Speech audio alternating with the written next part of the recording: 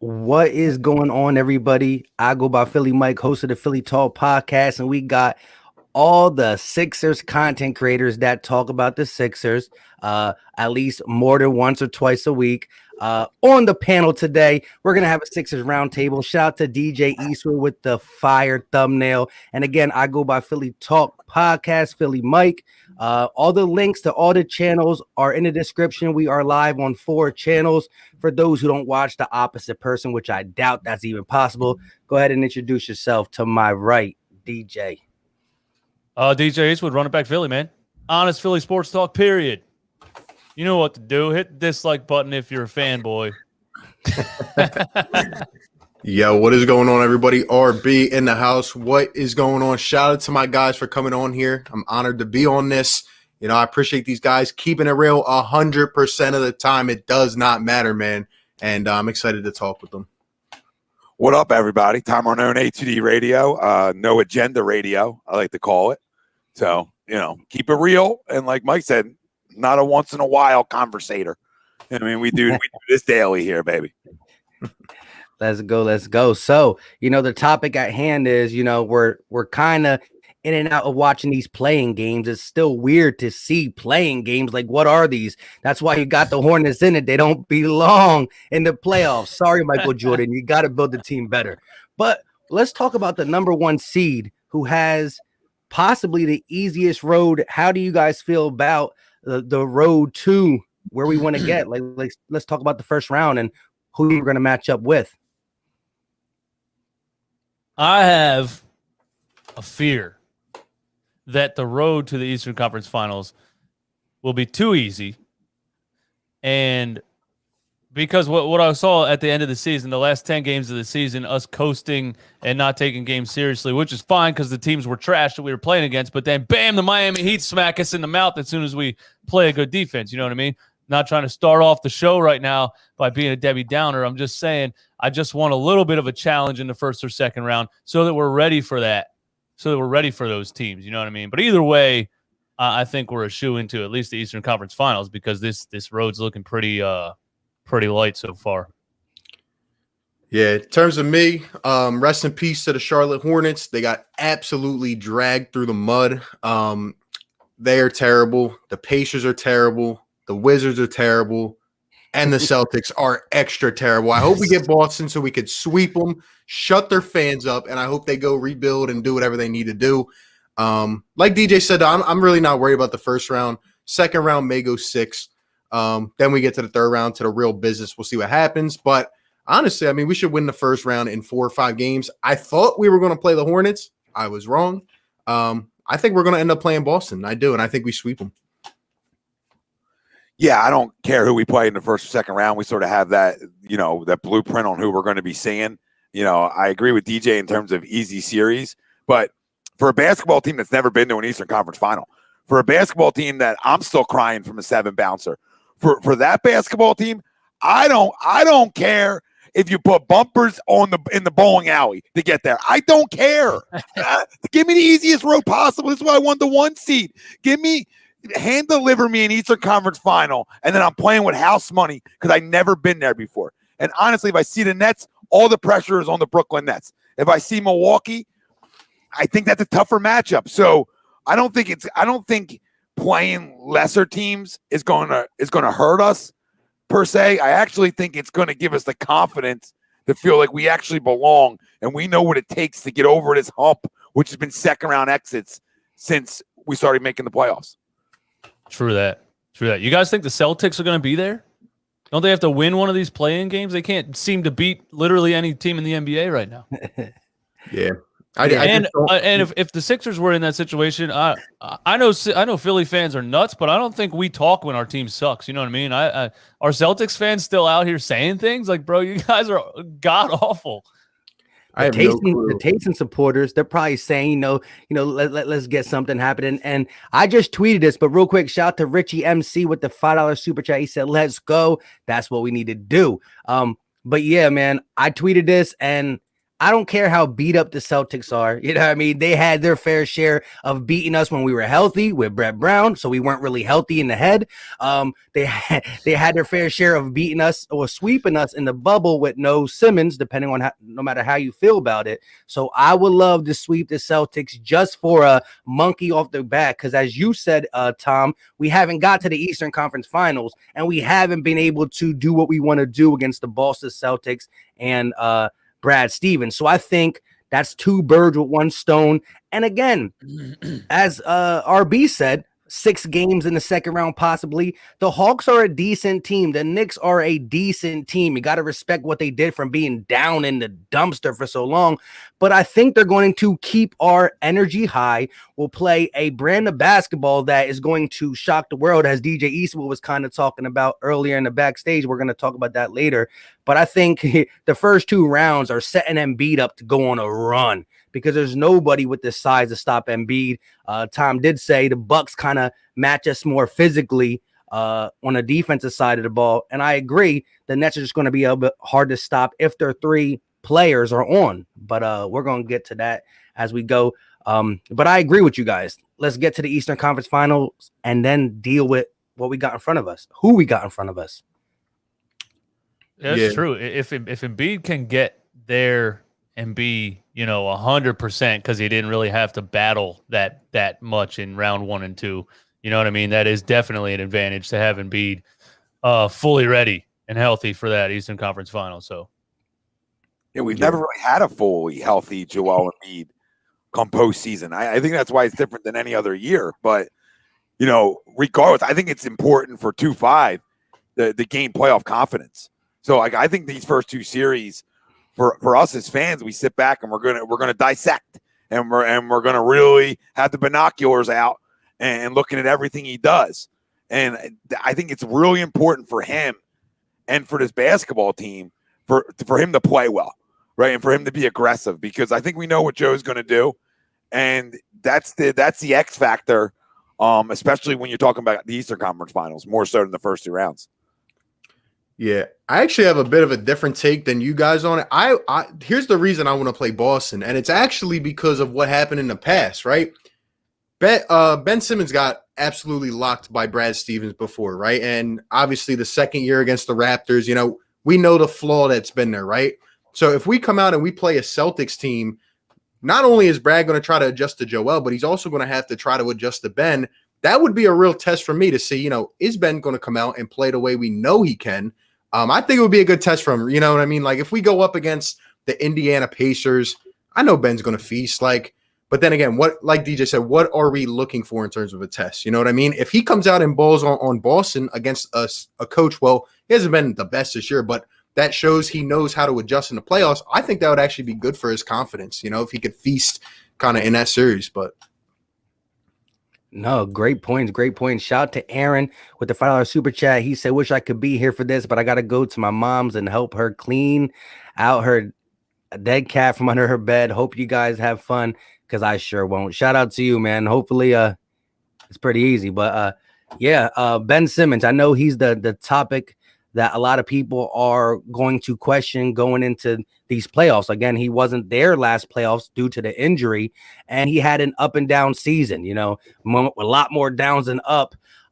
We did see, though, the team play different when he's not there. So, you got the people that want to come at you right away and say, did you see how bad the offense looked without Ben Simmons? Then he comes back in, the offense looks better, and in that better offense looking, he only gets his 8, 9, and 7. You know what I mean? So when it comes to these playoffs, are you going to be looking at Ben Simmons's numbers, or more just how we are beating teams and what he's offering in general?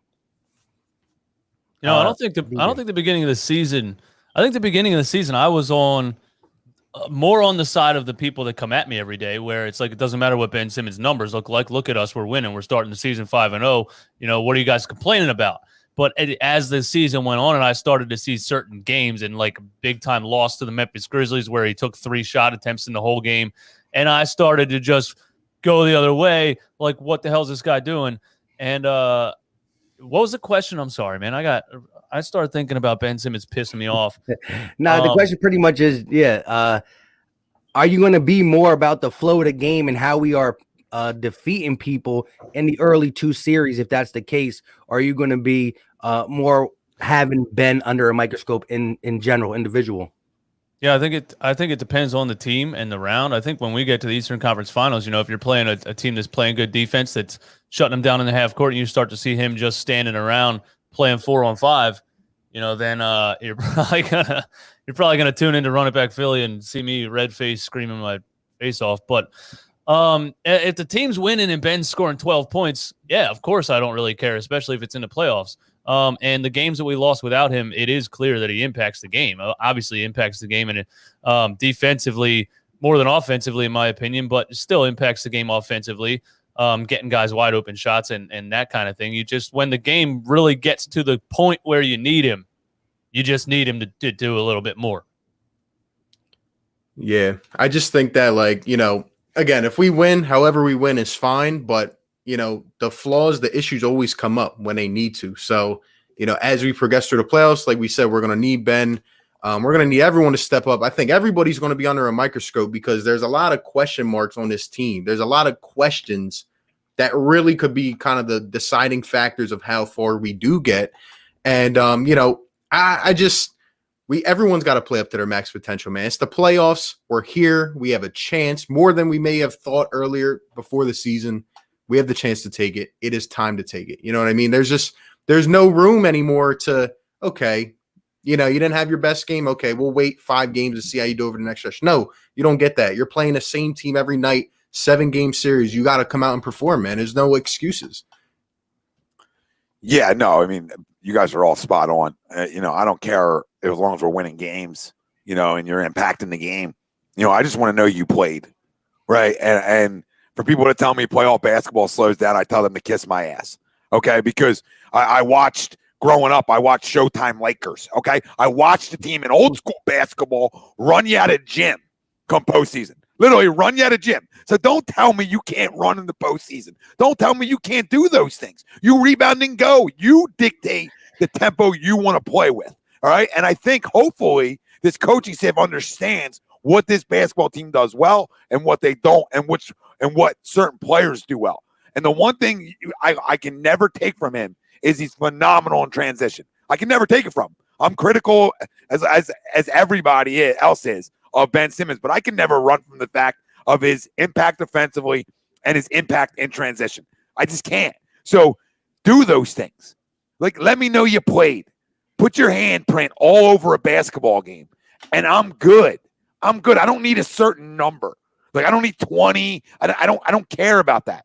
Just your handprint all over a basketball game. And if that's on the defensive side, if that's in transition like we talked about, if that's getting guys open looks, or if that's being aggressive, being downhill and going downhill to the basket, whatever it is, play winning basketball like that's been preached to us all year, right? Well, it doesn't matter. He plays winning basketball. Okay, good. Then go play winning basketball. Get us to the Eastern Conference Finals as expected. And then guess what? Go beat somebody in Eastern Conference Finals, right? And let's go. Exactly. I mean, I talk my stuff when we go to the overtime with the Spurs without 4 starters. You know what I mean? If you're gonna tip in to win a game in the playoffs, that's a different. I can't talk negative about that. It's a playoff game, so it is different. Just win the damn game. Yeah, I think it all comes back to context. And again, I've said this many times on my channel. I can praise a 14-point game that Ben Simmons had, and then say the same 14-point game next time. I'm not really feeling it because of this context, who we're playing against and what the situation presents itself on the court. Again, Ben Simmons knows, and we all know his value mainly as the facilitator, in transition, definitely on the defensive side of the ball, guarding 1 through 5. But there's going to be games where Tobias can't be the second guy. There might be a game or 2 in these next 20 games where Joel Embiid's just a tad off in a quarter. With that being said, it's like, Ben, I know it's not your job to score, but that's when you're supposed to be like, context is, oh, wow, I see my guy Joel Embiid struggling a little bit. I see Tobias struggling a little bit. Who's guarding me again? All right. And I don't care if you're there's going to be games where you're struggling and them guys going to carry you out. But attack, we see aggressive Ben early in the games and he tends to fall out of the aggressive nature late. And I know Ben Simmons said this on many post games. I feel like they don't call fouls for me. And I agree. I think he sees MB go to the line multiple times. He's like, man, they're hacking me. But in the playoffs, you can't have that excuse. You're gonna have to go hard in certain games. So I just think it's context when we match up with certain people and Embiid or Harris is struggling. You got to do what you got to do. You got to do your part. I think he does get that like LeBron James treatment where he's so big and fast and strong that when he goes hard to the rim, it just comes off as, well, you created the contact, so screw off, kind of, and the referee just walks away. When really it's still foul, dude. Like, I still went to the rim and got hit. Just because the guy fell and I didn't fall. You know what I mean? So I do think he doesn't get the calls that he should. Agreed. Yeah, definitely. Real quick, let's minimize these a little bit. Shout out to Rick Bennett with the $5 super chat. He said, let's get it. I faintly remember the 1983 championship run and most recently remember the 2001 run. Let's go. Clap your hands, everybody. That's what we need. You need that energy to the starting five. So I wanted to ask you guys this because I asked DJ Eastwood, and I know he's a big Maxey guy just coming off the last game. He just had to do it, right? We had to play Maxey. He had to get 30 points. Past the second round, because I think Maxey can get some minutes early, especially if we're really, about to sweep whoever we're playing in the first round, whether it's the Wizards or the Celtics. Do you see Doc Rivers going outside a 9-man rotation, and do you see Maxey getting any type of important playoff minutes? Anybody on the panel? We'll start with. Go ahead, Tom. I mean, that's probably the toughest question of the night. That we're going to be dished because I just don't know how much he's going to trust a rookie in that spot. I mean, do I think there's situations where it would be smart? Maybe if you're stagnant on offense and have a guy who can come in and get to the rim at will and create his own shot. So, I mean, I think it depends on how Shake goes and George Hill. I truly think that matters. I mean, in the first two series, if they're not playing well and we're still winning and getting through because of other guys, maybe he does get minutes. Maybe he does. I mean, Doc's biggest gripe on Doc Rivers is his rotation being a little bit too long with guys. So I mean, I've heard that a few times from Doc. So Doc criticism. Sorry. So I mean, I don't think they're gonna have line changes. If they do, I'm going to have a big issue with Doc Rivers. So there shouldn't be – this isn't hockey. Like, I can't be having 5 – here we go, line change, 5 new guys in. Nope. Now, you got to mix and match. So do I think he could run 10 guys, maybe 11 in a game in different mix and matches? Maybe, but this is also postseason basketball. And my stars got to run 38 minutes. Yep. Like, there's no more load managing. There's no back-to-back games. Every game has a day off in between. If you're in dogfights – your stars are running 38, 40 minutes. So, I mean, I know it's like I didn't really give an answer because I don't know if anybody has that answer. Yeah. In my opinion, should we play Tyrese Maxey? Absolutely. If it was me, you rock with the hot hand. You rock with what's working right now. Do I think Doc will do it? Absolutely not. I think he's going to rock with Shake and Furkan. Doc's philosophy is I don't know why, but he will not tend to the young guys. Like, a lot of rookies, they just don't get the time under his system.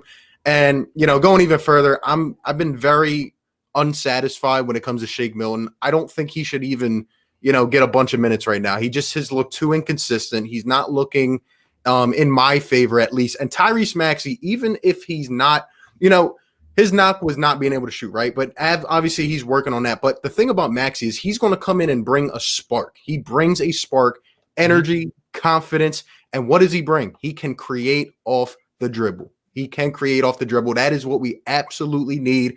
And I think Tom was kind of hinting at a point that I've really been thinking about, and that's the feel of things, right? Like, that's Doc Rivers. That's been the mark on him. He doesn't adjust quick enough. We're going to have to get a feel right away, whether it's Maxey, Shake, Furkan, right? Furkan and Shake are way too inconsistent that if they're not playing up to par, you cannot leave them in. You need to create a spark, and that's where Tyrese Maxey comes in. I would ride with him right now, but I don't think he's going to get a lot of minutes. Maybe if we're up 3-1 in a series, 3-0, then yeah. But I would love it.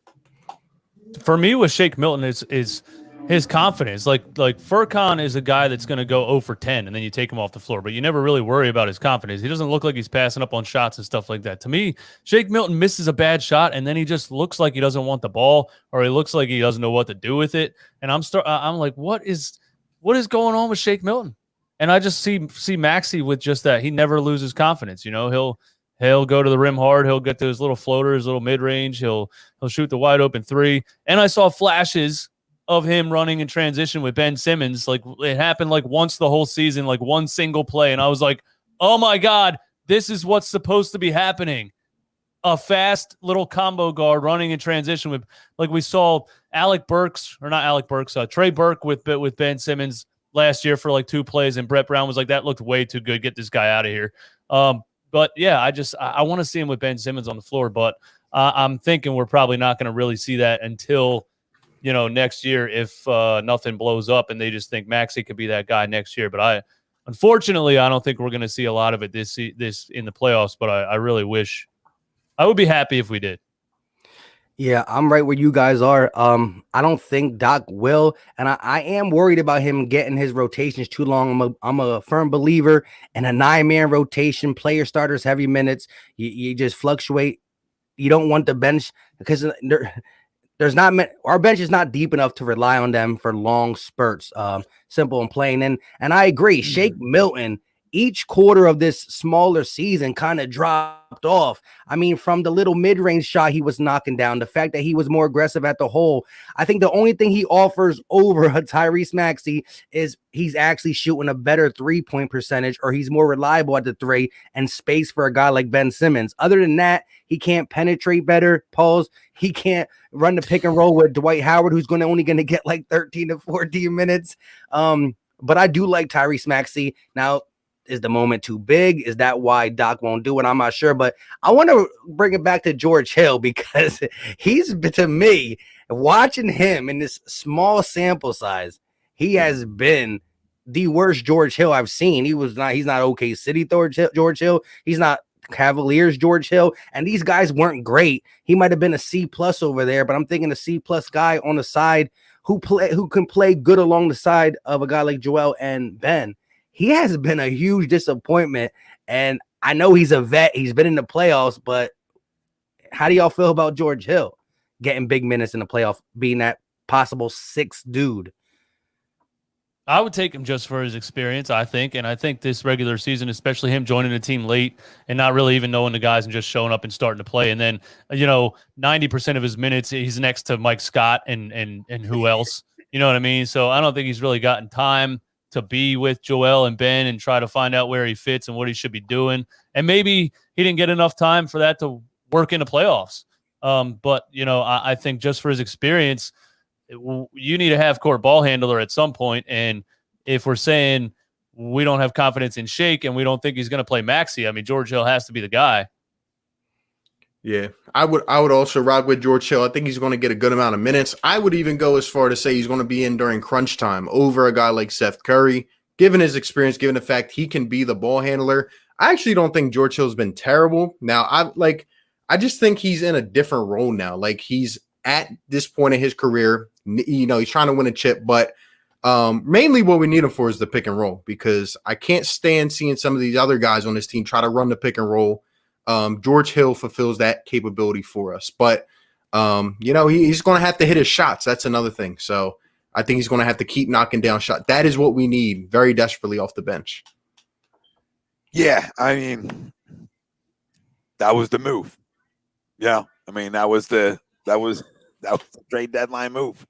I was fine with it. Everybody was fine with it. I was, but Mike, you're right. I mean, I don't know who this guy is. And I see people in the chat saying he's fine. I watch a lot of basketball. I've seen George Hill play a lot of basketball. I mean, you could talk about maybe uncomfortable and not knowing his role, like DJ was saying. I can buy into that. But now we're at like 12 games, though. You know, so like then why make the move then? If the guy, we all talk about the Nets, like, hey, play together, got to play together, right? I mean, the same thing goes for any team. So I don't know. Like, does that guy get major minutes with the inexperience with this club over Shake, who's played with these guys for 3 years? I don't know. Like, I don't know. That's going to be tough to see. I think the first 2 series are really going to dictate, like we were talking about earlier, who's going to be getting the minutes come the Eastern Conference Finals, because we're not going to have that second round matchup that's going to be a dogfight. So I'm interested to see what guys really, take the bull by the horns and want it. And if you had a gun to my head right now, put it to my head, because I would love a hypothetical gun to my head right now. Because I play Tyrese Maxey. Because all I watch is I talk about the kids all the time. What's your response going to be? Well, you didn't get minutes midway through the year. You didn't even see the floor. And your response is to continue to work, continue to get better, continue to soak in, when it usually becomes a long season for young guys, right? All he did was, when he got an opportunity to play again, it's like, wait. Now he can shoot the 3? Wow. Okay. Go under the pick and roll. Be our guest. And then he hits 3s on people. So you already know he can get to the bucket. So, I know I said earlier, like, I don't know if he plays, but I think these first 2 rounds are really going to dictate on the George Maxey thing more than the Shake thing. Like, I sort of agree with guys in the chat. Like, I think Shake plays if I like it or not. Like, I think he gets minutes because of the comfortability. Yeah. Hey, DJ, can you hear us still? Oh, what happened? Your camera's off. DJ, Ben did it. But I agree. Look, I'm not trying to say George Hills can't play better. I'm gonna go with what DJ said. Again, the whole time he was saying my finger, my thumb, my whatever was hurting. I said, listen, you need to get him back with at least 10 games so he can find his role in this offense. And I think maybe Doc used him too much with the Anthony Tollivers and the Mike Scotts of the world and the Corky Korkmaz on his off days. Maybe that is why. We're gonna see. I do think George Hill has been around. I mean, he's playoffs with every team he's been with, even the Pacers back in the day, the Spurs probably too. So he's been around. He's gonna use that savviness. He's probably gonna get the minutes. Again, once we got George Hill, I was on the edge. I didn't think, because when we got George Hill, Tyrese Maxey was way down on Doc's list. Like, he wasn't getting no play time. So my whole on the bubble was, Furkan or Matisse. And would Doc Rivers say, this is a defensive series, Matisse, this is an offensive series, Furkan? But now you got the Maxey in the mix. You got the Shake, who played down. Again, back then it was Shake and Hill locked in, because we didn't see Hill and we thought he was going to get 10 games and elevate his play. So my on the bubble was Matisse or Furkan, and now the bubble seems bigger, and Doc Rivers, who knows what he's going to do, but there's one thing he can't do. Even in the first series, even if we're sweeping the guy, you can't put Mike Scott in. You got to set the tempo early. We could be up by 30 in the first game of the first series. Don't put Mike Scott in. Let him know, listen, bro, you're going to be a guy on the bench who's just going to get your pom-poms out, man. We going to need you to do that. You know what I mean? Because I don't want to see Mike Scott get the feeling in the game. You said 9. I don't see any way possible that Mike Scott makes that 9. Somebody said Doc runs 11 in the playoffs, or has run 11 rotations in the playoffs. And I think there's a lot of guys on this bench that it's hard for me to call 9. You know what I mean? If you're juggling Matisse versus Shake, like, I feel like that was a Brett Brown thing where he'd be like 8 guys and that's it. Nobody else is getting on the floor. And literally wouldn't put anybody, didn't play Markelle Fultz in that one series, if I remember correctly, when he was scoring 15 a game towards the end of the season. He just wouldn't go outside of his 8-man rotation or whatever it was. So I don't know what Doc's going to do. I hope it's more like 10, because I don't want somebody like Matisse Thybulle to not get minutes. I think he has to be on the floor, 10, 15 minutes. Yeah. And another thing is that I think we're neglecting the fact that, well, I'm hoping that we don't see any all bench lineups, because that cannot happen again. It's been terrible. So I've always been a preacher of let Tobias run a lot with the second unit, because I think he could be another ball handler that kind of controls the floor. But one last thing about George Hill is that we need him. And the reason we need him over a guy like Shake, even though I do think Shake will get minutes, is because George Hill has the experience to be a smart player, right? He's not going to cause careless turnovers. And I've seen that too much from Shake, a little bit of Maxey, but it's part of, growing it and, learning the game and stuff at the big level. But we can't force too many turnovers. So. Yeah, in terms of the bench lineup, like it could be 10 DJ, right? And then like a different combination of fives, like Mike was saying too, just off of like matchups, right? Like, okay, we need more defense, so maybe Matisse is in that five, right?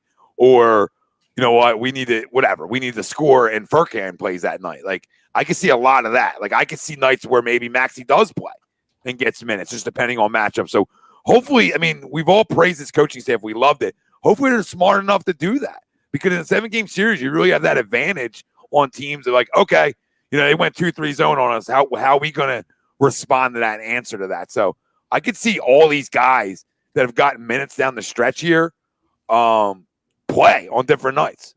Yeah, I'm more of that too, like a different night thing. Like I think that when you go into the playoffs, a lot of teams do this, is they have these are who are playing, these are the players who are getting minutes. Now, if it doesn't go good, if you end up losing, your adjustment is switching it out for the next game. Now they're going to plan for these 2 bench players. You bring 2 different ones in and on that type of route. But again, like you said, we need our players to play 36, 35 plus minutes, because Doc Rivers can't use his best excuse all year.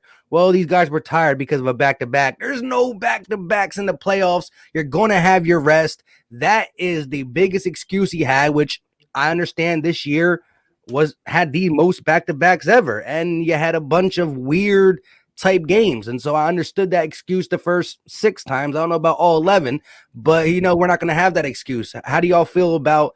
And again, I think we're going to get so much rest from now into the Eastern Conference Final if we handle business. I don't want to let one of these second-round teams take us to a 6 or 7 game, because that's just going to feel like I'm going to feel defeated. No shot. Like 0 chance of the Hawks or the Knicks taking us anything more than 5. It's just no shot. Like I don't need it. Like it should never happen. And if it does, like I would probably be a little concerned, but I don't see it. I mean, the Hawks are overrated. The fact that they're a 4 or 5 seed is a joke. It shows you how weak the East is after 3, right? The Knicks, really tough basketball team. We've seen them all year. We know they're going to give us some fits, but let's be real. They don't have more talent than us, and they should not take us more than 5, right? The Knicks maybe could take you 6, right? Maybe could take you 6. The Hawks, we might sweep the Hawks. The Hawks might be done in 4. So you're right, Mike. We could have a lot of rest going in here, a healthy Joe. While the Nets and Milwaukee or / Miami have to whoop up on each other. I think it's so important. I heard guys on First Take to saying, "Well, it's a benefit for Milwaukee to play the Heat in round 1." Are you okay? What are you talking about? That's not a benefit for anybody. To say, "Oh, what? They got confidence now?" Stop it! Stop it! Stop it! Stop it! It's not a benefit to be going 6, 7 games throughout the playoffs. It's never a benefit. No, it's not. No, we have one of the easiest paths to the Eastern Conference Finals in years, and a team like Milwaukee, they have to go through Miami, Brooklyn, and then potentially us. And it's already been a crazy year as it is. So, injuries, wear and tear, stuff like that. It's not going to be the easiest thing. Meanwhile, Joel might be coming off rest, and we're ready, sitting at the Wells Fargo, get ready to play the opener in our court. So yeah, I think a lot of things that made me nervous this season, or I was mad about, or whatever, were games pretty much where we either didn't have Joel or didn't have Ben. You know what I mean? And like when I really think about when we have both of them on the floor together, yeah, no, the Hawks, when we played the Hawks without Trae Young, we won by 35. Trae Young came back 2 nights later and we won by 35. He literally didn't even change the outcome of the game. So no, yeah, the Hawks, no, I don't even know how they got to the 4 or 5 seed. I really don't. They had a lot of injuries, I guess, this season with some of the guys that they added in the offseason. But, yeah, I don't see that. I see the Knicks. The Knicks definitely play tough defense. And the game where we went to overtime with them, again, that was a game without Joel Embiid. And Tobias hit the game winner. But, yeah, it's just going to – it might look like the last 10 games of the regular season, the first 2 rounds. We might get a 5-man bench rotation because we might be up by 35 points. DJ, nobody's allowed to call you a Ben Simmons hater anymore. Like nobody's even allowed to. Like if somebody types it, I want to square them up. Like I just want to say, hey, let's meet somewhere. Let's have a little talk, like a dark alley. Because what you just said is spot on, and people may have missed it, but and I'm sure more guys than just me have been saying this for a while. Like people say, oh, they can't play together. They can't play together. What? Look at win losses together and tell me they can't play together. It's the biggest crock of shit I've ever heard in the sports media world. Ben and Joe, I mean, you're going to have to deal one of them, guys. What are you talking about? Grow up. All they do is win together, and that's what you just said. So at the end of the day, with them two on the court, I am extremely confident. Every game that you just spoke about, one's not there or the other's not there. That's when we lay our eggs, right? That's when we always have laid our eggs. When they're both on the court, we are dangerous. And it's time we start talking like that, and have some positivity going into the playoffs instead of like, and I do it all the time. It's like, well, what's Ben going to do in the playoffs? Like, I just got to trust he's going to play winning basketball. I got to trust we're going to run our offense through the best player on the planet. And if all them things go as we expect them to go, I'm not scared of Milwaukee, and I'm not scared of the Nets either. Or Miami. I know everybody's a little nervous about Miami now because in a game that really didn't matter for us, more mattered for them, they made it what people like to say a statement game. I don't know. You make statement games in the playoffs. Exactly. There's such a long season. You can't really call too much in the regular season a statement game. Real quick, shout out to Texas Eagle with the $5 super chat. He said, what up, fellas? I'm a Mavs fan, but just dropped by to support the channel. Keep grinding, Mike. Shout out to you, my guy. However, I was going to say this, and I agree. I think we get the notion that we play down the competition. I think that's when we're missing one of them two players. You know what I mean? That's when we play down the competition. I don't think we're going to do that in the playoffs with these two playing. I think we only have 6 losses with these two playing together, or I should say the starting 5 intact. But this has been a season where there hasn't been as many starting 5 intacts, whether it's COVID-19, whether it's load management, whether it's these tic-tac hamstring injuries.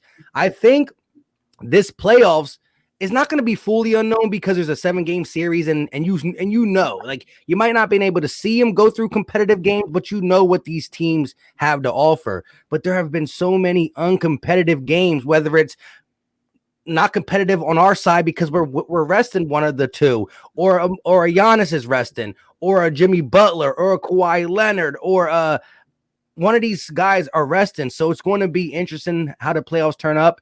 And that brings me into the biggest question. Like, if we get, or when we get, let's keep that positivity into the Eastern Conference Finals, who do you think versus who do you want in the Eastern is going to be there out of the Heat, Bucks, and Brooklyn?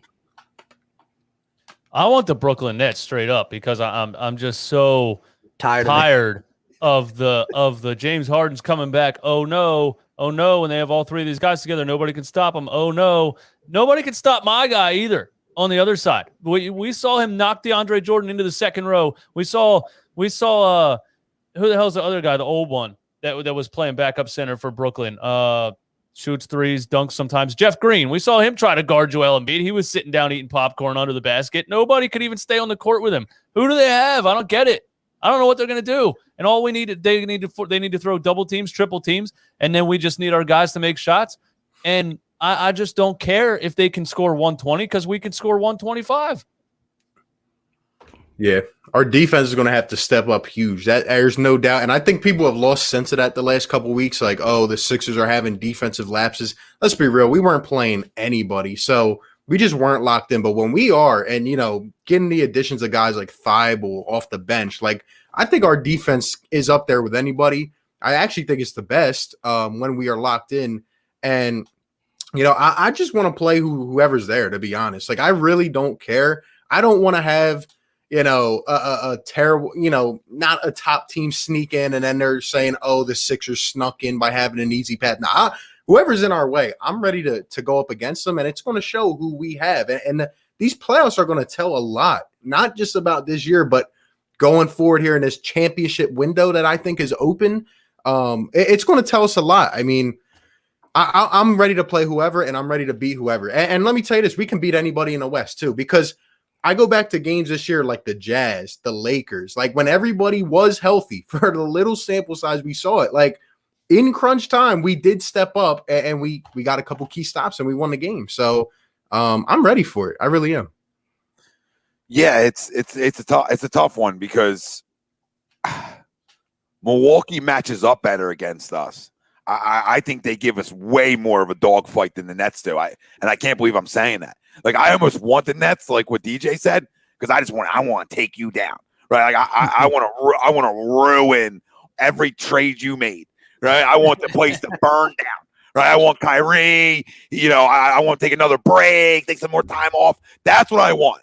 But like I think we're seeing Milwaukee. Like I truly believe we are seeing the Milwaukee Bucks. I think they're primed for it. They've been battle tested. They've been knocked out like we have before they probably should have, even more so than we had. They've underachieved. So I think we're seeing them. I think this is the year. I think they match up.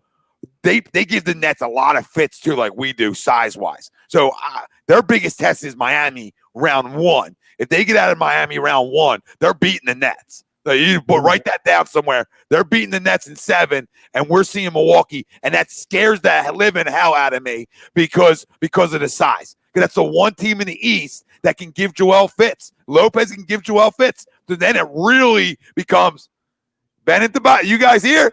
Ben and Tobias. You guys playing? Because that's when I really need you. So can Ben and Tobias play better than Drew Holiday and Middleton? That's the big question mark in that series. I still think Joel's going to dominate to a point, right? But I think we beat all of them, like RB said. I'm not scared of them, but Milwaukee gives us our biggest fight. I think we can beat the Nets in 6. And another point on top of that is Chris Middleton has had his way with Tobias Harris before. So then the spotlight shifts a little bit, but damn it. True. Yeah. I want the Bucks too, because for Giannis to sit on the court when he played us without our guy, like, come on, man. I forgot all about that. Oh my goodness. Yeah, bring on the Bucks. Let's go. Yeah. I'm tied. I'm more with RB. It's like, bro, my eyes are closed. Whoever deserves to be there is going to be there. Again, nobody takes the Toronto Raptors championship away. I mean, they played against the Golden State Warner, not Warriors, Warner. There was one person left, and they got their championship, and nobody talks about that. They'll try to bring it up to Philly, though, if we end up playing some, the Heat, which the Heat is still a good team, but if somehow the Heat got up there or whatever, the Nets are more like just that thing that everybody's been talking about. They're good with these two. They're good with just one end. They're good with all three. Oh, my God, could you just imagine? Well, hopefully, we're going to not imagine. We're going to see them play. And even when they are kind of healthy, Milwaukee gives them fits. Why? Because they're too big. It's going to be tough. I think Drew Holiday was such a crucial signing for the Bucks. His perimeter defense, his just the way he is with the ball on and off the ball. He's a selfish player. For some reason, though, Lopez always turned into like a Curry brother when he plays us too. I'm just like, bro, and it sucks because he has to draw Embiid out. So now Giannis got the paint open because Embiid or somebody got to stay out there to watch Lopez firing from 30. Like, stop. Again, it's a 7-game series. It's not one game, but I do believe again, Embiid goes off on Giannis, and it's always a battle. I don't know. I think when you look at the Bucks overall roster, you're scared. RB said Middleton can catch fire. There's so many people that can catch fire. I think, when it's the Nets in crunch time, does Kyrie and Harden and KD start to butt heads? Does a playoff Harden come out where he's like a 2 for 11 and he's not passing the ball? Who knows? So I think there's Steve Nash, you know what I mean? A first-time coach with a first-time triplets, all that not playing. I mean, it would be unprecedented, or whatever that word is, if they did win with all the just plug-and-play type players and coaches. So it would, to me, it's like almost a fairy tale that, we just have to wait and see them play, because I think Milwaukee will give them huge fits. I think it's going to be Kyrie and Durant button heads I think Harden's already taken like a point guard role. Like, I'm just going to pass the ball to you guys. I'll just sit back here and get, 29,000 assists in one game. And he can just do that with his eyes closed. The guy's a ridiculous magician with the ball. But Kyrie's the one that wants to be Michael Jordan. Kevin Durant wants to be Michael Jordan on the same team. There's no Michael or Scotty there. You know what I mean? And you've seen Durant get butt heads with players in Golden State. He could have just sat there for 5 years and won 5 championships, but he wanted to leave because he couldn't handle somebody telling him what to do or somebody taking the shot that he wanted to take. And you saw Kyrie do it. He didn't want to play second fiddle to LeBron. He could have stayed there and won 5 more rings, but he wanted to leave because he wanted to be the guy. So I see those two not getting along, and I can't wait for it to happen. And the excuse is going to be also that Kyrie's not focused on basketball. When they lose, that's what they're going to say. Well, Kyrie wasn't focused because he he joined a religion or whatever, and, he cared about Palestine and all these things. Okay, then just go work for CNN or Fox News or something and stop with the basketball stuff. Stephen A. Smith said, I didn't hear him say, here's your money back. Yeah. You're getting paid to play basketball. People are watching you play basketball. And people are going to say, well, it was Kyrie wasn't focused. Well, that's why it's Cancer Kyrie. That's why I call him Cancer Kyrie. I didn't want him anywhere near Philly. That's your fault for putting him on your team. That's true.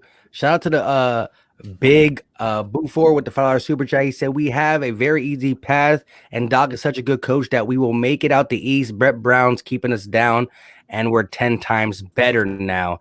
And shout out to Reggie with the $1 super chat real quick. And then that last super chat said, Carlos said, what people don't talk about, we have the best home record last 4 years in a row. How we have the best road record in the East. We had trouble on the road last few. I don't think we have the best road record. Do we have the best road record in the East? Probably close. I would guess that we're probably right up there. I mean, regardless, it feels like it because of how we played on the road in years past. I think Carlos hit the nail on the head right there. I think it's so important how well they played on the road, especially when you want to win 7-game series. I mean, you have to play well on the road. And then you have home court to go alongside that. I mean, they're really in a good spot, and they're even in a better spot because nobody's talking about them. Like, if you really think about it, everybody's talking about Milwaukee, everybody's talking about the Nets. Nobody's talking about them. And I love it when it's that way. I agree. And another thing is how rock solid we are at home. And now, the playoffs are running through Philadelphia. So I feel confident with a Game 7 atmosphere in Philadelphia, much more in some of these other places. I see people nervous about like Indiana. I mean, Indiana, Washington. We need to get some dogs. You know what I mean? Like I know one kid died. I know the one cat died under the bed. So I mean, pick up a dog. Buy a dog now because the cat's not going to work. We can't be meowing, going through. You all sound like Ben. We sound like Ben, right? You get a little kid. I mean, Ben's got big dogs. He should play a little harder actually. But we need to get some dogs up in here. I mean, what do we wear to Washington? Then we shouldn't even be talking about Eastern Conference Finals. Really, we should be talking about tanking again. Trust the process again. If we don't think we can beat Washington and Indiana. Washington. That's a joke. That can't be serious. I don't care how many triple doubles Russell Westbrook puts up in a game with that roster around him. It just doesn't matter at all. And you saw it. Didn't we just blow him out with who? Missing one of our guys maybe or something? I don't remember. It's all been a blur the past 20 games. But no. Washington, no. Absolutely not. Indiana, no, not really. No. They play hard defense, and they give us fits a little bit sometimes, but no. There's no excuse to not get to the third round. And honestly, in my opinion, we should get to the finals. Like, I'm just throwing it out there. Like, I don't know. I just can't be satisfied if we go to the Eastern Conference Finals and we lose in 6, right? Like, I can't be satisfied with that based on how this year's went. I feel like we are ready to go now. I mean, it depends how the feel of the series is, but we'll see. Yeah, definitely context, because I heard Tom say it earlier. Like your mindset was, you know what? We got a new coach. We've been blaming the coach. We have to get past the second round. No ifs, ands, or buts. That's what you came into the season thinking. I was with you. That was my exact marker of the show that Brett Brown was kind of holding us back. I mean, we were injured too. Like we got a boatload of health, not gonna fake wood. Let's keep that health. But now context changed. You know what I mean? We look like we're gonna get a walk in the park to the East. You know what I mean? So getting to the Eastern Conference Finals was my benchmark because I thought we would have to go through oh my God, we can't beat the Celtics. They're trash. Oh my gosh, we're playing against the Raptors who are good. They're trash. You know what I mean? So now the benchmark is like the Knicks, the Pacers. Mhm.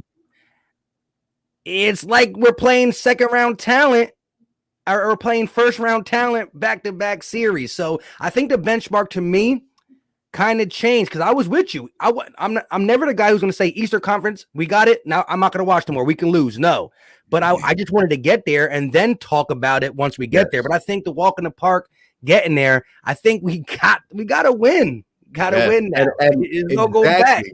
Exactly. And this is exactly what Tom was saying. Like, but we have to pride ourselves as Sixers fans, right? So before we've gotten bounced in the second round by Boston and Toronto, we all, I'm sure, would have admitted that, of course, those other teams had a good chance to win that series, right? But now we're looking at our stars. We're looking at these guys and B getting close to his prime, Ben developing as a star, trying to be the leaders on this team, right? So if we go to the Eastern Conference Finals and, we just get handed, right? And are we going to sit here as Sixers fans? This is what I'm saying. As information changes, like opinions are going to change as well. Like if we beat, I don't know, the Wizards and the Knicks, like, are we going to be satisfied then getting bounced in the playoffs? Like that doesn't show me anything about this team going forward. If we go 7 games and we have a tight ass series against Milwaukee and the ball just doesn't bounce our way, right? Or if we go to the finals, and like that's a lot different to me than blowing past the Wizards, beating the Knicks in 5, and then we go home. You know what I mean? So I don't know. No to me. Like I don't know. I'm in like a hard spot with it because like my expectations and what I said was 1 seed Eastern Conference Finals. They checked off that first box, and whose fault's that? That's Brooklyn's fault. Right, that's Milwaukee's fault for coasting early on in the season. That's the Nets' fault for handing the game at the Wells Fargo Center when your stars warming up on the court taking jumpers. That ain't my fault. It ain't my fault. I wanted the one because I didn't want to see either one of those teams. So that's their fault for doing it. And you know what? Credit to us. Credit to a young team handling their business and not coasting through a regular season that's been difficult for a lot of teams. I got to give them credit for that. It's so I've been like torn. Like I agree with you, RB, right? I'm like, well, and I agree with you, Mike, too. Like, well, I mean, you're coasting there, right? Because if you don't get there, I'm burning your practice facility to the ground. So now, if you get there, I agree with you guys. Like, oh man, you coasted here, so you feel like you got to win it, right? You got to get over that hump now too. But in reality, like they set themselves up for like the coast. It's not their fault. So for a young team that hasn't been there yet, right? Like sometimes you got to take your lump. Like we did in the 2 second round or 3 second round exits we've had, or first round and 2 seconds, whatever the hell it's been. I can't even keep track. So we've had them things. So now it's like get to the Eastern Conference Finals. But I hear you. Like if you lose in 5, I'm punching everything. So like I'm in that weird, you know what I mean, guys? Like I'm in that weird spot where it's like my expectations said 1 seed, which what I thought they were going to be, and they were, and Eastern Conference Finals. So it's like you checked off my boxes if you get there. So I feel dirty. Like I'm going to crush it. Don't get me wrong. Like if you lose these Conference Finals, I'm coming high. But then I feel dirty doing it. That's all. I hear you, Tom. And at the beginning of the season, for me, it was like, okay, let's change the culture. Let's become a competitor, right? But now, like, does anybody up here on this roundtable say that we don't have the talent on our team to get to the finals? Does anybody, reject that? No.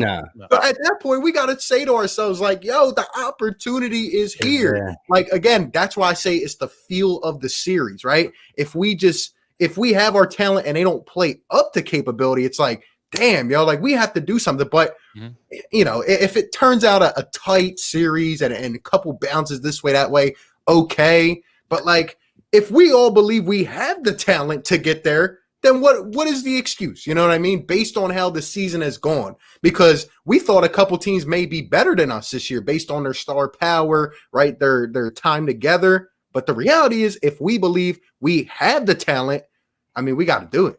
Real quick, before I forget this. Anybody that had them past the 3 seed coming into this year. So anybody out there was like, like 4 or 5. No, you're not allowed to get mad if they lose the Eastern Conference Finals. Now, if you had them 1 through 3, right? Gloves off. You have sex? I just thought they were so trash after that Celtics series. I was so pissed off. I was so happy the Brett Brown firing happened. Oh, man. Yeah, I was like, I don't know how a new coaching staff's going to do with these guys. I was like, maybe 6. But you also thought that Boston would be Boston, that Toronto would be Toronto. Yeah, exactly. But yeah, and that's the thing. Like, think about this way. I wanna credit what Tom said too. We get the easy road because we worked for the easy road. If we were the 4 seed, we would be having a harder road. We would be having the same road we had in the past, which was like the Boston. And then, we played Toronto in the second round. Like, we had hard roads because we were always that 4 or 5, as DJ would say, possibly 6 seed. But we worked to get to the 1 seed. So the road's going to be easier. It's tough. I'm going to watch the series. We all are. We're all going to talk about it. But when it comes up, the Philadelphia 76ers, Eastern Conference Finals versus bloody blue blah, I'm going to look. It's just going to be, got to get it done. One more. And dude, I only knew that because a subscriber told me in a video that I did. He's like, yeah, you said they were going to be a 6 seed back in November. And I'm like, what? And I had to go back and watch. Like, I had to scroll back through like hundreds of videos. I'm like, shout out to you for remembering that. One guy out of like thousands called me out on it. So I had to admit it. I see people are mad at me too. Like, oh, what are you talking about, Tom? Like, expectations change. I know they do. I'm not saying they don't. Like, they absolutely do. That's sports. That's life, right? So of course they're going to change for people. And I'm joking where I say like, oh, you can't get mad at them for losing the Eastern Conference Finals. Like, I'm obviously kidding. Like, we're diehards. We're going to get mad at them no matter what. And yes, our expectations have changed, and that's a great thing to have. Expectations changing. That means I would rather a team play above expectations every year. So I agree with everything everybody's saying. Like, the time to win is now. You have a chance, and so go seize the moment and the opportunity. And if not, then we're going to be critical, of course, because that's what we do in this city. So I'm not telling anybody like, oh, you're not allowed to get mad. I'm freaking kidding, because a bunch of my guys I do shows with had them of like 5 seeds. I'm like, now you can't get upset. Like, come on, everybody, calm down. See you all in the comments. I think it's not really about what we would be happy with. It's what is Daryl Morey happy with, because I think he said earlier in the season it's championship or bust. Maybe he just said that just to say it because he's on Twitter. He says a lot of things. But if they don't win a championship, I think he's trading Ben Simmons. I really do. I really do. I think he's not a guy that waits around. He's not a guy that sits around and says, let's see what it looks like next year or whatever. He went into Houston and bam, traded McGrady. Bam, traded Yao Ming. Bam, turned the whole thing around right away because he's like, these guys – are at the end, towards the end, or still have value or whatever. I think he's going to be like, if they don't win a championship, I think he looks at Joel Embiid and says, I can put a better team around this guy. And the one guy with the most value is Ben Simmons. That's what I think. Yeah, and I was going to say, he just was with a team that kept going to the Western Conference only and losing. So he's tired of losing in the conference finals. I mean, he's been trying to find a piece to put around James Harden. Is it CP3? Is it Russ? Now he's going to be thinking about who he can put around Joel Embiid. But I will say this, just to give Ben a little bit credit, I have to see that he's the reason why we lost. It's not like Tobias flames out and we just like, Ben, it's your fault. You're just mean to him in the locker room. But I agree. Right now we see, what defenses do in the playoffs. It looks like the guy's game who gets affected the most, who we've seen get affected in the playoffs, minus the Miami series early in his career when it was D Wade still there. It's Ben Simmons' game goes south in the playoffs. So we're going to have to see that. But real quick, Carlos said, I said it before, the only thing that worries me are the 3 to 4 minute scoring droughts at the wrong time. Other than that, he is good. I feel like they come with the bench unit. So, I mean, not making excuse or, giving free passes to the starters. But I feel like every time that's happened this year, it's been the bench in.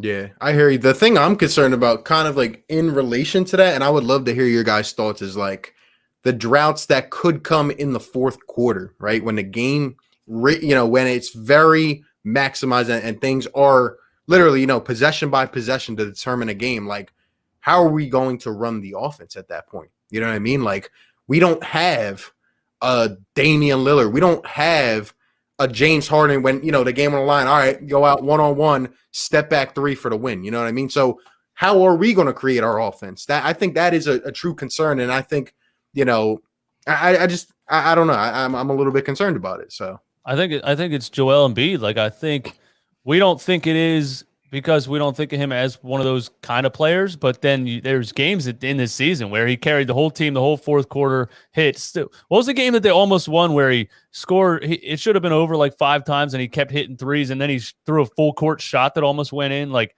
yeah, Warriors? Was that the Warriors game? I feel. Yeah, it was. Yeah, it was. Yeah, there's just a lot of fourth quarters I saw where it's just give the ball to Embiid. Like, last year, the year before, we didn't think he was that kind of guy, but I really think he's a one-on-one guy that can bring a center out to the perimeter and be that guy that takes the last shot. Yeah, you're going to double and triple team him right away. That's when. That's my thing, though. Do we think that that's not going to happen at all? Like, I could see teams going immediately to that off a timeout. You know what I mean? Like, I would. If I was an opposing coach, I would. You're trying to take him completely off the floor and not even let him touch the ball. Then, who does it? Let me ask you guys this, because I noticed Joel does this too, and I love it in his game. You know how he gets the guy on, he's in that sweet spot with that little 15-foot jump shot he has, and I don't like when he settles multiple times back-to-back possessions and he's off, but he does that little swoop through, and Joel Embiid's very good at making the guy foul him, right? But in the playoffs, they try to hold their whistle a little bit more. Now, I don't know about these crews, because these crews have been awful, god awful. Hopefully they correct that for the playoffs. I'm not even just talking about against the Sixers, like overall in the NBA. But sometimes when Joel Embiid's in that third, fourth quarter, he settles for jump shots and he's trying to force the fouls, I think he's going to get to the line a decent amount of times because that's what he does. But are you worried about them swallowing the whistle, and then as RB said, a double team comes. So because sometimes he passes out, but sometimes Joe's like, I'm going to go anyways because I know I could draw the foul. Then you see him standing there a couple possessions like this and he gets out of his game. I'm hoping, that doesn't come. And I don't think that's going to come in the first 2 series because you can 2 6'8" guys doubling him is still nothing. You know what I mean? Yeah. Whoever the Pacers and the Knicks are going to send at him. Julius Randle's a good player, but he can't stop him. You know what I mean? So.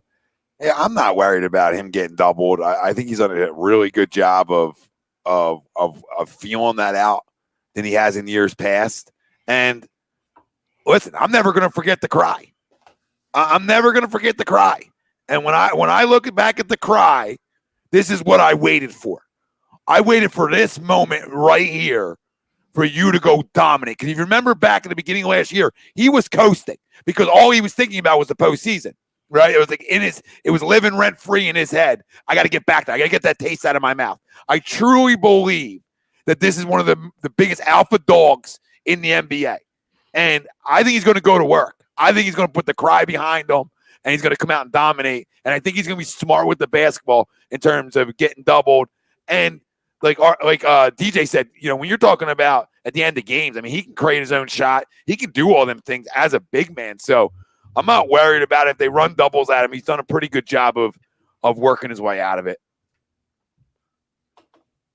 Yeah, I trust Joel. I'm putting my faith in. I'm putting everything into Joel in these playoffs, man. I mean, he's just been it's almost been unreal to watch Joel this year. And if he's healthy, man, I give us a shot against anyone. But I want to ask you guys, like, is Tobias Harris, like, say Tobias gives us 20 a game, right? Like, is that enough as a second option? No. Because I think, in my personal opinion, like, Tobias is a really, really, really, really good third option. But in the playoffs, is 20 to 22 enough? I feel like we're going to have games where Seth and Danny go. We haven't even talked about them. Like, they're going to have to show up too. Like, we're going to need the Danny Green of the second half of the season, not the one last year in the playoffs with the Lakers. So, I don't know. Yeah, I think us compared to somebody like Brooklyn, for example, we're more about one guy in Joel Embiid and then everybody else having the chemistry and everybody else doing their part. I don't think Tobias is a number 2 option. Really, he's not going to drop 35. It's not Bradley Beal and Russell Westbrook. But yeah, I just think everybody, if it's not Tobias, then it needs to be Seth. Then it needs to be Ben, maybe. Then it needs to be, you need everyone. You just need everyone. You know what I mean? Yeah, I agree 100%. I think Tobias can give you that 15 to 20 on a nightly basis, but you're going to need him to step up and give you that 28 points in a game. But he's not going to be consistent enough 25 plus to be that second option. So that's when you're going to have a, oh my God, Ben has one of them games that you're just like, can you do it again? Doesn't happen. And that's what kind of makes you more mad. Or you're going to have that Seth Curry. What? He has 5 threes and it's only halftime? Or Danny Green doing that. Again, they're not going to create on their own. But again, we've seen that throughout the season. Again, Shake Milton's a guy who can get hot at that type of game. He had that scoring mentality early on. He's been a different Shake. Maybe he got shooken up too much. But at the end of the day, it comes down to, like, I agree. Tobias is going to give you that 15 to 20, and you're going to need other people to get hot. Joel Embiid is going to be that consistent 25 to 35 a game. He's going to. And I feel confident that he can be around 30 in the first 2 series. It's when he gets to that third series when the pressure really gets on him because of how them teams are going to play him. Not so much the Nets, mainly more like you guys said, Milwaukee, matching with size. That's when it comes to, hey, Ben, I know we don't ask you to score all the time, but we can use you now. Tobias is not having a good day. Danny can't make a 3 because you need that. I don't agree that the playoffs slowed down necessarily, but I think, teams are better. So there's less turnovers. The foul, everything is more under the microscope. You call more timeouts. And so I believe the game get slowed down. No, you're not going to tell Ben Simmons to stop running. I just think with the teams using timeouts more critically, the lack of foul calls and the lack of foul calls and just teams being more efficient, making buckets, it slows down. And what does Ben offer? He's number 1 in transition buckets and he's number 2 in facilitating. But if the guys ain't making their shots, we need you not to. You can't be that great at passing the ball if we keep bricking. So that's when context comes in, and it's like, what are we gonna do? If the playoffs start and we get the Ben Simmons before the All-Star break, then I'm not worried about anything. You know what I mean? If he goes into these playoffs and says, he's not a stupid guy. There's no way he doesn't know what I've said 10 million times, that you were very aggressive the 9 games leading up to the All-Star break. And then you weren't. There's no way he doesn't know that. He has to know that. So if he says, all right, I'm gonna go full on 100% every possession when the playoffs start, like I was leading up to the All-Star break. You got your All-Star nod. Now you want to get your NBA championship. And he's honestly, to me, the most important part of this whole thing, because you know what you're going to get from Tobias and Joel Embiid. Ben is the X factor to me. He just has to be. If he goes out there and plays like he plays every first quarter for a whole game, he's unstoppable. And then the team's unstoppable. Yeah. But real quick, let's knock these super chats out. Yola Boy said, I support all you guys. Keep doing your thing. Shout out to you. Richard Tran said, to me, if you want Joel to live on the line more, they got to use Dwight to gain foul on opposing teams quicker to the bonus. And then Tone to Shields coming in with the $2 super chat. He says Harris will need to give you 25 points per game minimum if you're trying to keep your name into that second tier scorer. That's where you need to be. I just don't think he can do it consistently, and that's what RB said. So who's that third guy? And the other 2 guys who can get hot don't get hot by themselves. They get hot off of Ben Simmons' pass. You know what I mean? That's how they get their buckets. Curry and Danny Green. Yeah, and people tell me that every day, that he's that good of a distributor, and I don't really talk about it as much as I probably should, because the games that we played without him, none of those guys could get open. You know what I mean? And it's absolutely true, and I admit it all the time. As soon as he comes back, it's like Danny Green has 45 feet of space to shoot 3-pointers like free throws. You know what I mean? So yeah, Ben's crazy valuable. Shout out to Swipe a Cam. I see him in the chat. Denver Nuggets content creator, man. His videos are great. We were going to do a debate on the MVP, Joel versus Jokic, before Joel missed those games, and then it was pretty much obvious that Joel's not getting it. But shout out to Swipe a Cam in the chat. He said, "Who is the perimeter threat you trust most in the playoffs when teams try to take away Joel in the fourth?" Yeah, that's the Man, problem. Who That's the do I problem trust? there. And RB's like, that's what I'm talking about. You can't even answer the question. this feeds off of what you've been saying, DJ. And again, like, we're not gonna hold back, guys. What happens when we are not making the shots? We know Seth and Danny aren't going to be automatic every single game. Like, it's just a reality. You know what I mean? Not really. There's not a lot of teams whose shooters are going to be on every game. So then where do we go? Where do we look? Tobias can get us some buckets around the paint, but yes, I was gonna say he goes from the perimeter to the low post to get his buckets. Right. But again, there's going to be a lot better defenders in the playoffs. So that's where it's like we got to stay going downhill. You know what I mean? We got to keep that pace up, and that's just a little worry of mine. So who do I trust most? I trust Danny Green the most from the perimeter. I trust Danny on a corner three because he doesn't seem to miss that shot. Yeah, Or Danny. the fast break one. The fast break one where Ben gives it to him and he just pulls up. Yeah, Ben, Seth or Danny. I mean, one of them two. I trust to hit. I trust to hit open looks. But again, it's feel the room time. And like DJ said, he can't be dumb. I mean, I don't believe he's a dumb guy. So listen, I don't know what to tell people. Like, if the people that are far right and can't say anything wrong about him, okay. Like, there's going to be games where he needs to score, and there's going to be other games where he doesn't. So he's got to feel it, and once in a while in this postseason, he's got to just pull up. Say screw it. I mean, he's just going to have to. It's just part of the evolution of what it is. It just has to happen. At some point, it's going to be every game. He's definitely not going to shoot the basketball in the playoffs. There's just no way possible. The only time he ever shoots the ball is when the game's already over or in warm-ups. Or against China, the Chinese national team that came in. Against. I feel bad talking about him because he does play winning basketball. I never want to take that away, but baby, this is the big time. Like Mike said, it doesn't necessarily slow down. It's teams actually want to play defense. That's the difference. Teams actually want to play defense, unlike the regular season. So now you dog fights. Dude, I don't know what else to say. Like, he has to, DJ. He has to. He just has to. He has to attempt.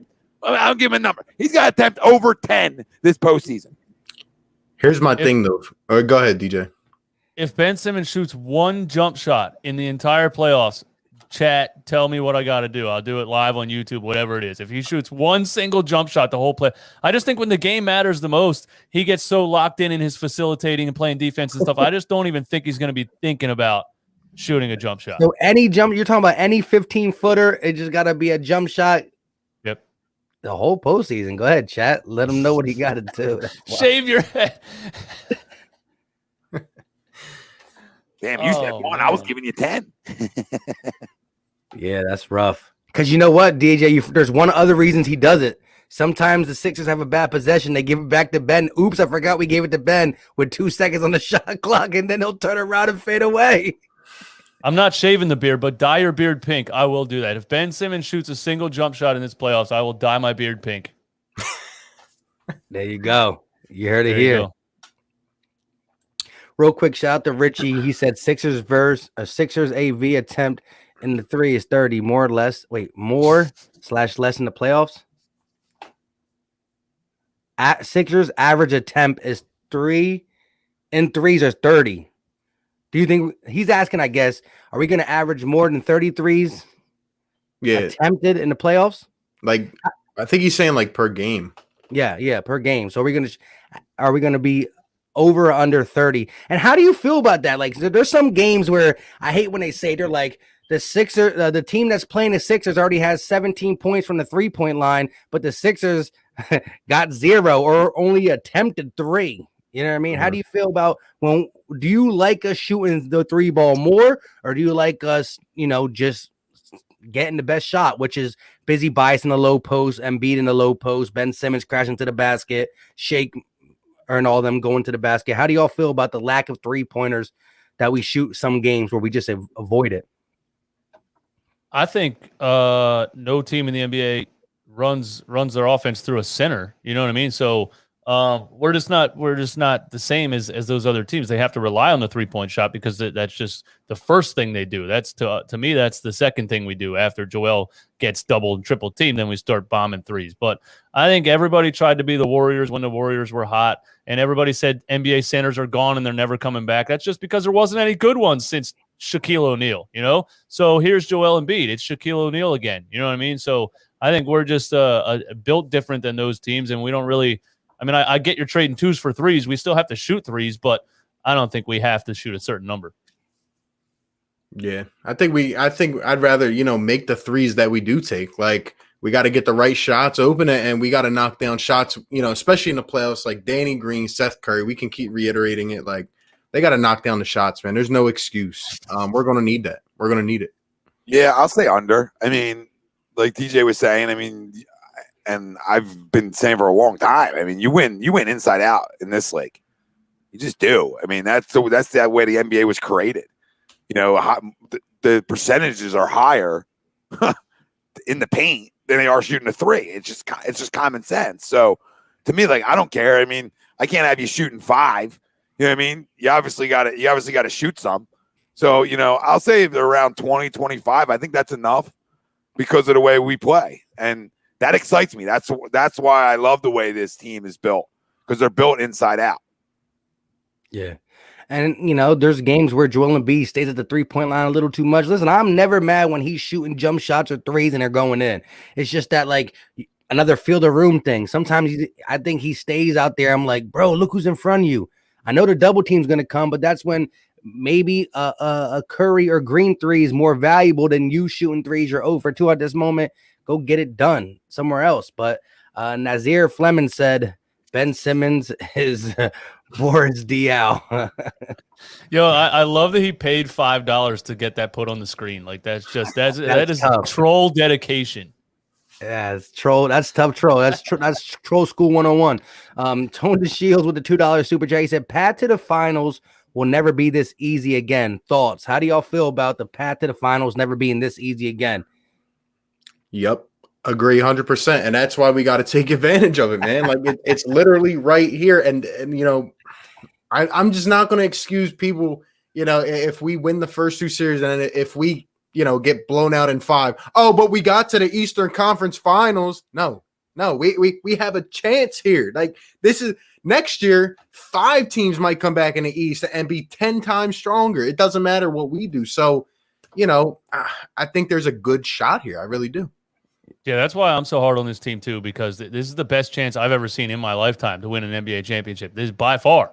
2001, I loved Allen Iverson. Everybody knew that team was underdogs. Everybody knew he was dragging Tyrone Hill and whoever the tall, bald white guy was. And you know what I mean? He drugged that team there. Nobody thought they were going to win an NBA championship. This is finally a team that looks like they can win one.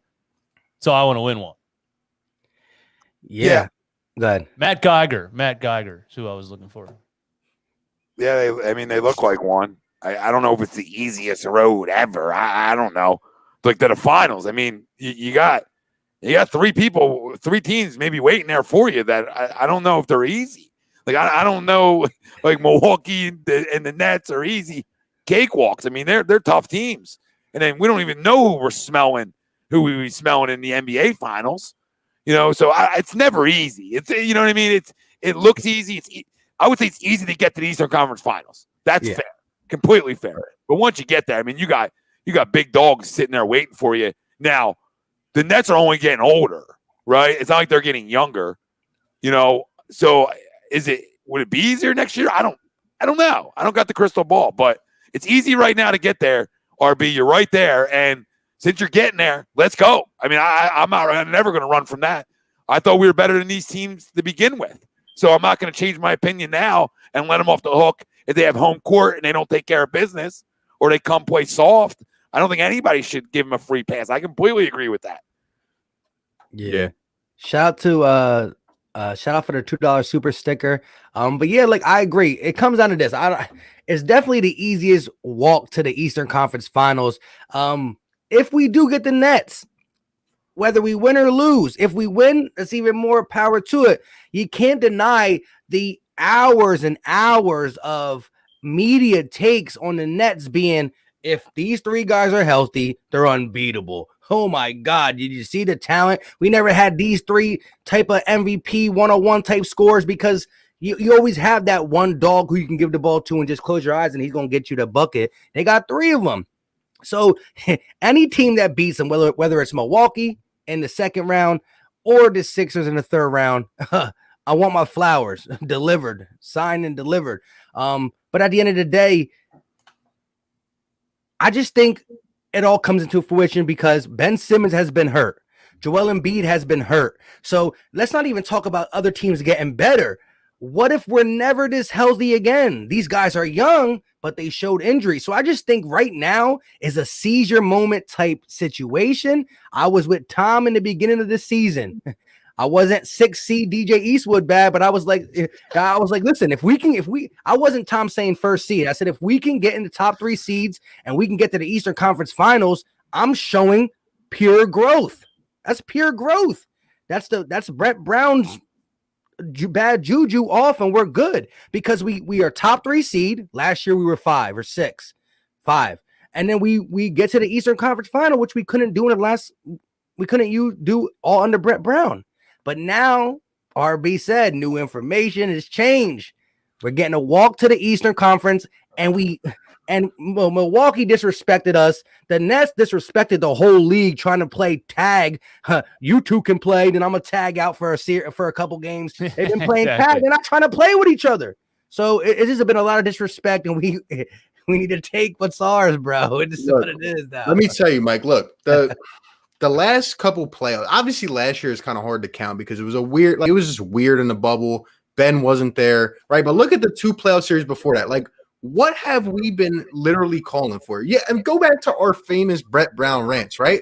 What were we calling for? A better system with a better coach, and just like a front office that would get it done, right? What did we bring in?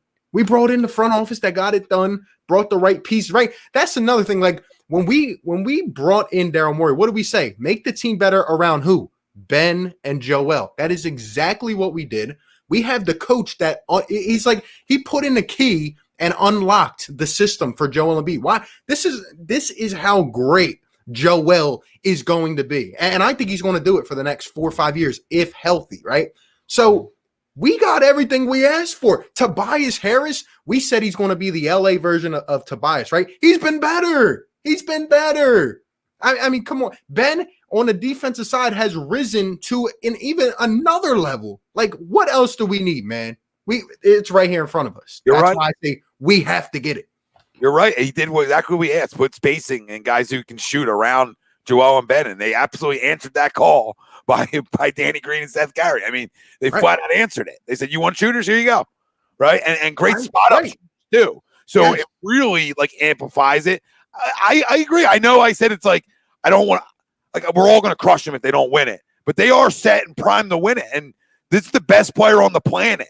I don't care about LeBron. Joker's a pimp. I get it. This is the most dominant player on the planet. And every year I've ever watched basketball, the most dominant player cuts the nets down. So everybody out there's some of this in the chat saying, well, who do you got besides Joe? The last NBA I've watched, stars win championships. And as long as you have role players around, the advantage of us is our role players aren't selfish.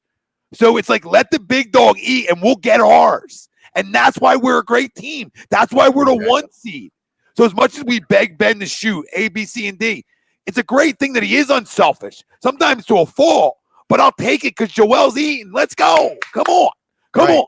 Right. And this is why I say, like, this playoffs is going to tell us everything we need to know, because is Joel going to get better than he was this year? No.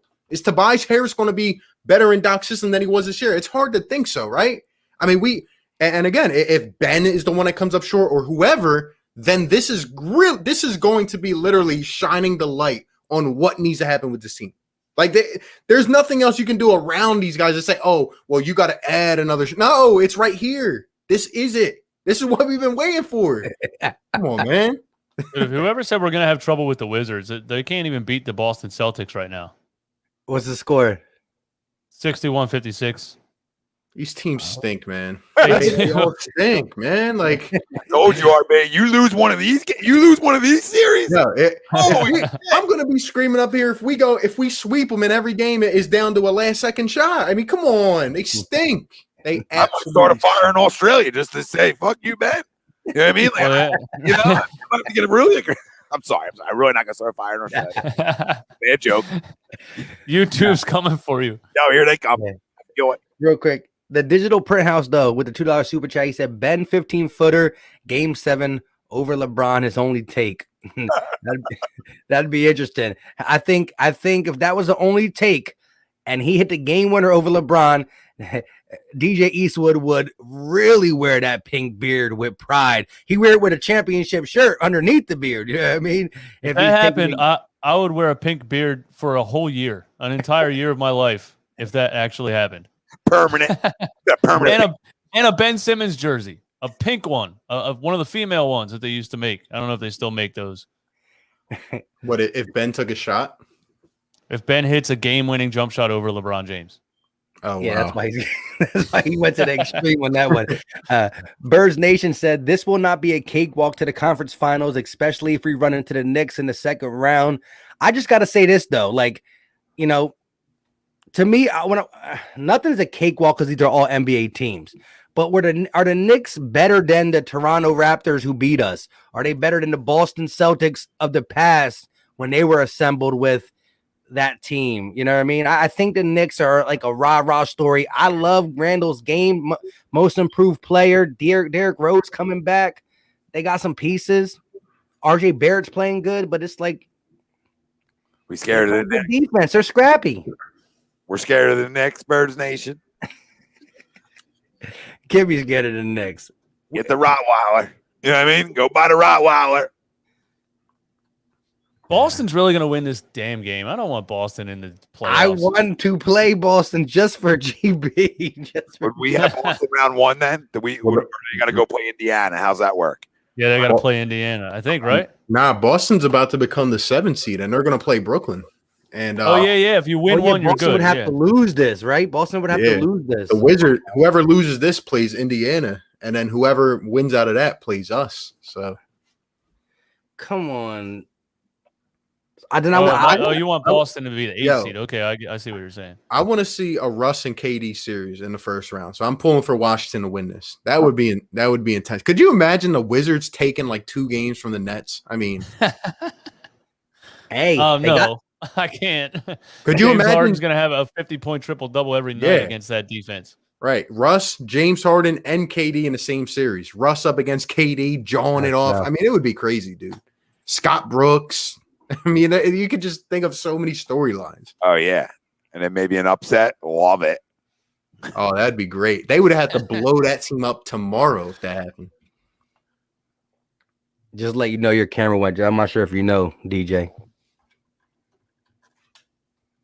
Yeah, I forgot with this thing. It turns off. It stops recording every 30 minutes, and I gotta do some kind of software shit to turn that off. I forgot about it.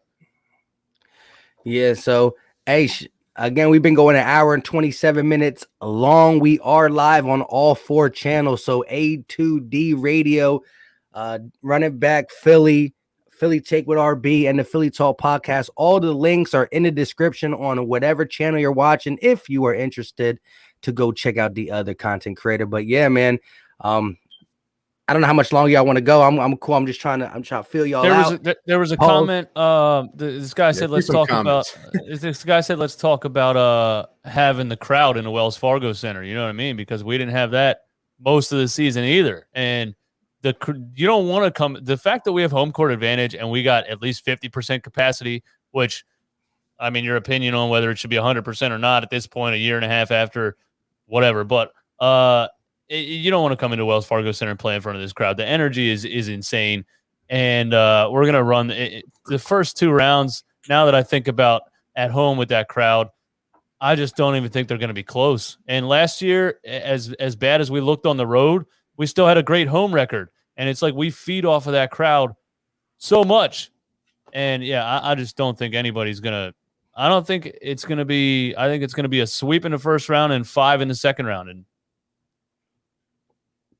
Yeah, I won't argue that. I think the Wells Fargo energy is just A2D 24/7 energy. That's what it is there. And like DJ said, we were bad on the road. We were like lose to the Piston, Hawks, any scrub team, Hornets, bad on the road last year. But in the Wells Fargo, we beat the Clippers, the Celtics, and the Lakers. You know what I mean? And so now you got a team that's more mentally ready, and they're going to be let Joel Embiid start flying around the court, and bad things are going to happen in Philadelphia. You already know. Yeah. No, you got to come into our place and play. Hey, we're not going to Brooklyn for Game 7. They're coming here. You know,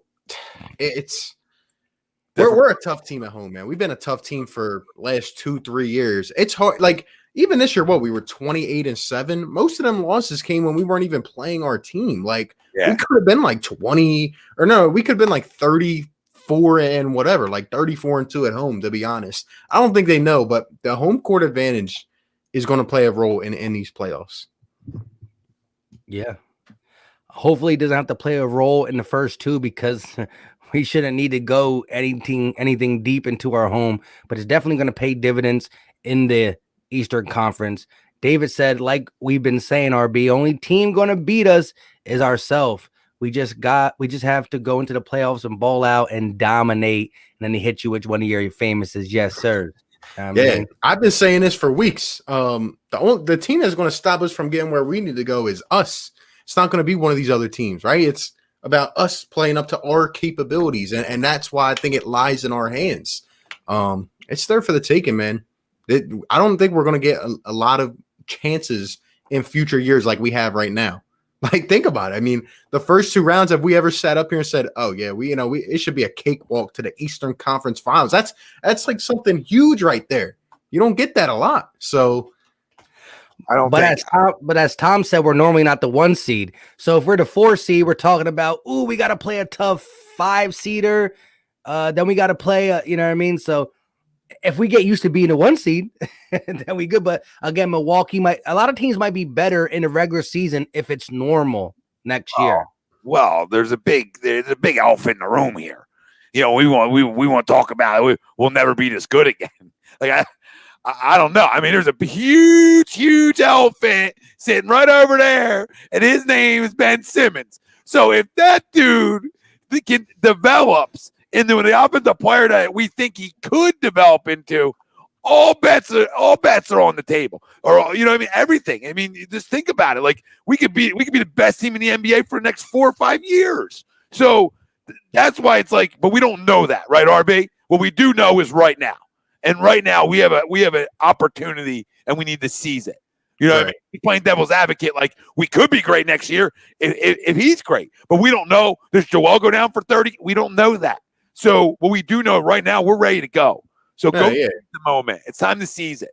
Yeah, what I was saying is like the chance for us to get through these first 2 series and have a home series and just be ready for it on a good amount of rest. Like I don't know if we're going to get the opportunity next year to play the Wizards and then the Knicks and just be ready in our territory for the Eastern Conference Finals. But I think you're right, and it's worrisome. You know what I mean? Because I've gone to my extents to defend Ben the last couple years, and I always said, when Brett Brown gets out of here, when we get a coach in here, Ben's going to start letting it fly, and then guess what? The whole league's going to be on notice.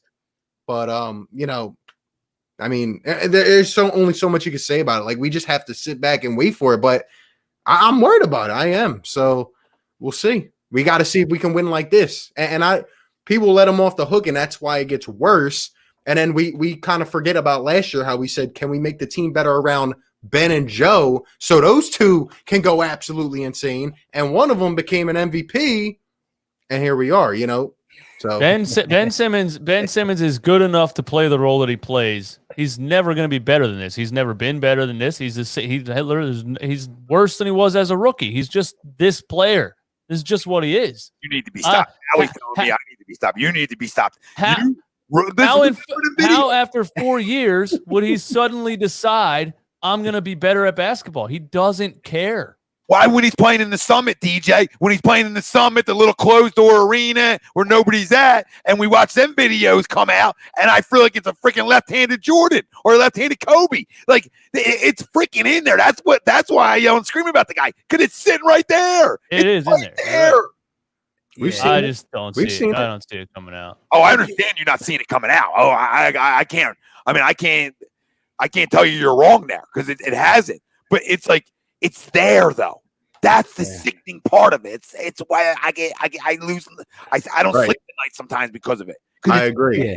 And let me ask you guys this: 3 years down the road, right?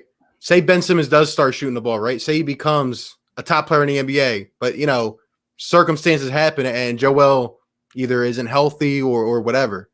What if we look back very and say, upset then what if we look very back? Upset. I'm gonna look back and say, you know what? What if?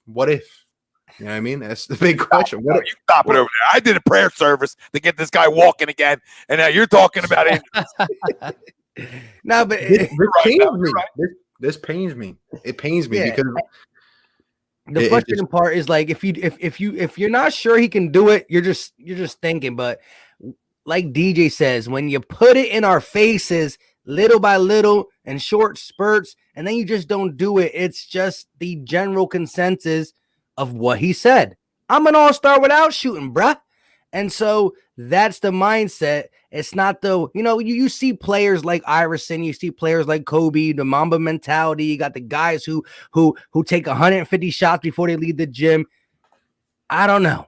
I'm with DJ because he's shooting the least amount of attempts. And when I say attempts, I'm not talking about shots. I'm just talking about the ball leaving his hand, layups, all that stuff. And it comes down to he's better defender than he was.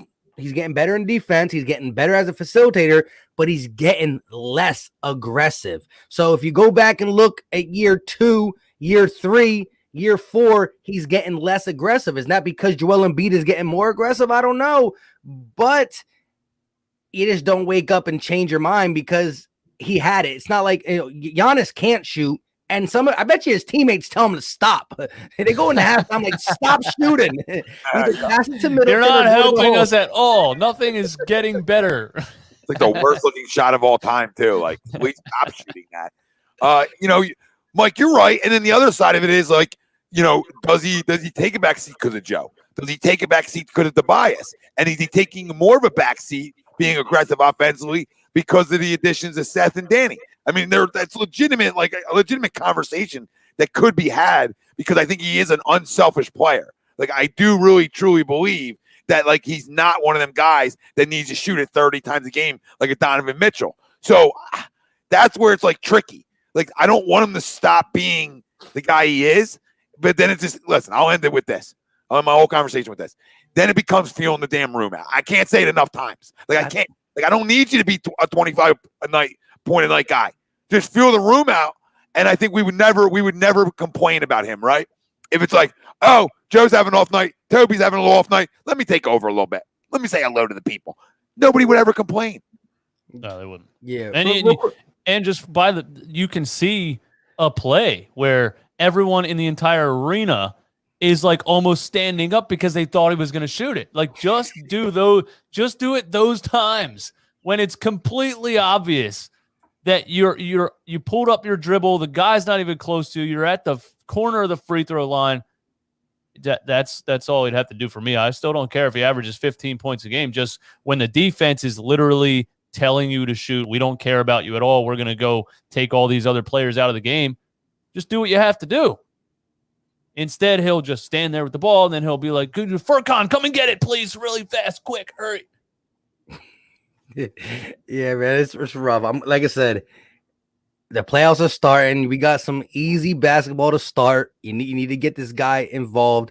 But real quick, shout out to Tone with the $2 super chat. He said, other than the Celtics, is this Sixer team the best team that Doc ever coached or ever had, other than the 2008 Celtics? Yeah, I think. Well, I think the Clippers team last year with that bench should have been the best team he ever had, and they just fell flat on their face. You could argue that. He's never had a player of this caliber. And that's what makes it maybe even the best team he's ever coached. To be honest with you, it might even be better than the Boston team because he's never had a player of this caliber. I tell people all the time, there's a reason Doc Rivers came running here when that opportunity came about and didn't take a year off. And that's because of Joel Embiid and Ben Simmons. And I'll say Daryl Morey, same way. When he saw an opportunity to come here, he couldn't run here fast enough. And that's why I didn't believe he was going to trade Ben, because I believe they came here for these guys. So I don't know if he's ever coached a player. And this isn't Shattuck Garnett or Paul Pierce, because they're hell of players. Nobody talk about Kwame Brown real quick because he'll come through all of us. Careful. This is the best player he's ever coached. It's not even close. Like, it really is. Sadly, it's not even close. He's never coached a player that can dominate a game like this. He just hasn't. And nobody really has. Not a lot of guys have had this kind of dominance around them of a Akeem, a Duncan, a Shaq, etc. Not a lot of guys have this. And when they do, guess what they usually do? They're usually hoisting trophies. True. Kendrick Perkins, it was his big man. Kwame Brown, man. The funny part was when he was like, I don't have a podcast, so I could say, I was like, bro, please make a podcast. I will listen to you talk every day. Yeah, but the crazy thing is, though, I know, he's been a punchline in the NBA because of how bad he was and stuff. I mean, he played a lot. He played like 12 double-digit years. But at the end of the day, he been holding this all in. I'm sick and tired of all you guys. He letting it rain. It's like, does this live button work right here? Oh, okay. Yeah. Get some things off. Let's do this. Yeah, I'm not trying to end up on his thing.